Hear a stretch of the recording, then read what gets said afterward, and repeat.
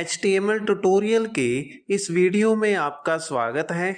HTML tutorial के इस video में हम HTML लिंक्स के बारे में जानेंगे, जिसमें हम HTML लिंक्स के अंदर HTML हाइपरलिंक्स और HTML लिंक्स के सिंटैक्स के बारे में जानेंगे। तो HTML लिंक्स के बारे में इस जानकारी को अच्छे से जानने और समझने के लिए वीडियो को अंत तक जरूर देखिएगा। तो इस पहली स्लाइड में HTML लिंक्स के बारे में लिखा गया है, जिसके पहले पॉइंट में लिखा है links are found in nearly all web pages, जिसका अर्थ ये है कि लगभग सभी प्रकार के वेब पेजेस में लिंक्स हमें दिखाई देते हैं। इसके बाद दूसरे पॉइंट में लिखा है links allow users to click their way from page to page, जिसका अर्थ ये है कि लिंक यूजर्स को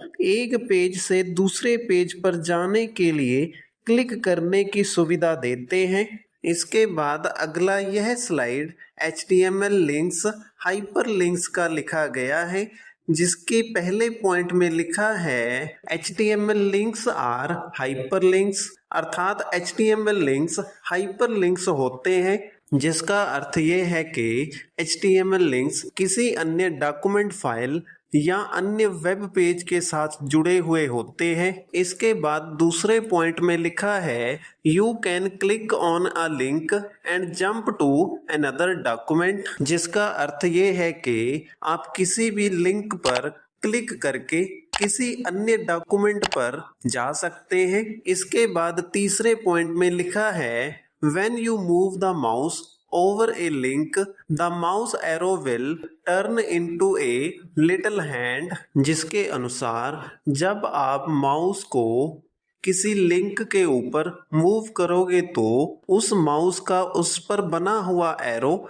छोटे हाथ के रूप में बदली हो जाता है। इसके बाद चौथे पॉइंट के नोट में लिखा है a link does not have to be text, A link can be an image or any other HTML element, जिसका अर्थ ये है कि कोई भी लिंक सिर्फ टेक्स्ट नहीं हो सकता, वह एक इमेज या कोई अन्य HTML एलिमेंट भी हो सकता है। इसके बाद यह स्लाइड HTML लिंक्स के सिंटैक्स के बारे में है, जिसके पहले पॉइंट में लिखा है द HTML ए अर्थात anchor tag defines A hyperlink, it has the following syntax, जिसका अर्थ ये है कि HTML में एंकर टैग हाइपरलिंक को डिफाइन करता है, जिसका सिंटैक्स दूसरे पॉइंट में लिखा गया है। इस दूसरे पॉइंट में एंकर टैग की शुरुआत के बाद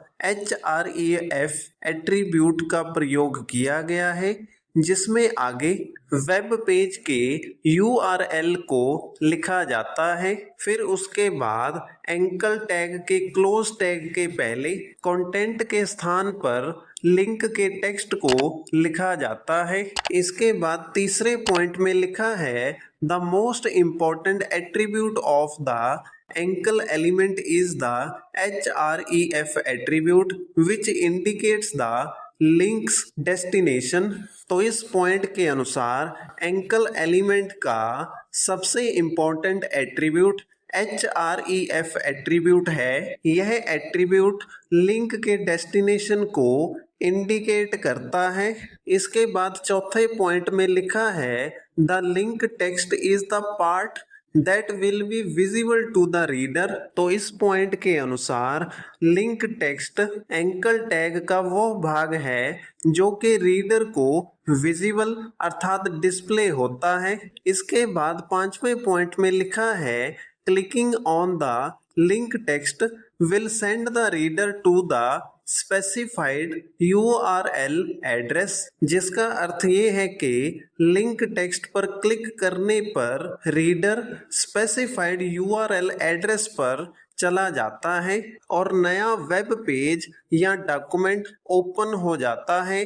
इसके बाद अगली इस स्लाइड में HTML लिंक सिंटैक्स की एग्जाम्पल को समझाया गया है, जिसमें w3schools.com की वेबसाइट के लिंक को क्रिएट किया गया है, जिसके एंकर टैग में href एट्रीब्यूट के अंदर W3 स्कूल्स का URL लिखा गया है, जिसके बाद कंटेंट के स्थान पर विजिट w3schools.com को लिखा गया है और इसके बाद अंत में एंकर टैग को क्लोज किया गया है। इसके बाद अब हम इस HTML एग्जाम्पल के कोड को कॉपी करके VS कोड एडिटर की स्क्रीन पर चलते हैं। तो यहाँ पर अब हम VS कोड एडिटर की स्क्रीन पर आ चुके हैं, जिसके बाद अब हम यहाँ पर अपने कॉपी किए गए HTML एग्जाम्पल के कोड को पेस्ट कर देते हैं। फिर इसे अपने वेब ब्राउज़र के अंदर रन करके देख लेते हैं, जिसका हमें कुछ इस प्रकार से रिजल्ट अपने वेब ब्राउज़र के अंदर देखने को मिलता है, जिसके नीचे की तरफ विजिट w3schools.com के रूप में लिंक टेक्स्ट हमें नीले कलर में दिखाई देता है। अगर हम इस नीले कलर वाले लिंक टेक्स्ट के ऊपर क्लिक करें तो इससे हम एक नए वेब पेज अर्थात w3schools.com की वेबसाइट पर पहुंच जाते हैं। तो इस प्रकार से HTML में लिंक्स क्रिएट करने के लिए एंकर टैग का प्रयोग किया जाता है। तो इसी के साथ हमारी इस वीडियो का विषय HTML लिंक्स यहीं पर समाप्त होता है। अगर आपको वीडियो अच्छा लगा तो वीडियो को लाइक करें और इसी प्रकार से निरंतर वीडियोस प्राप्त करने के लिए हमारे YouTube चैनल को सब्सक्राइब करें।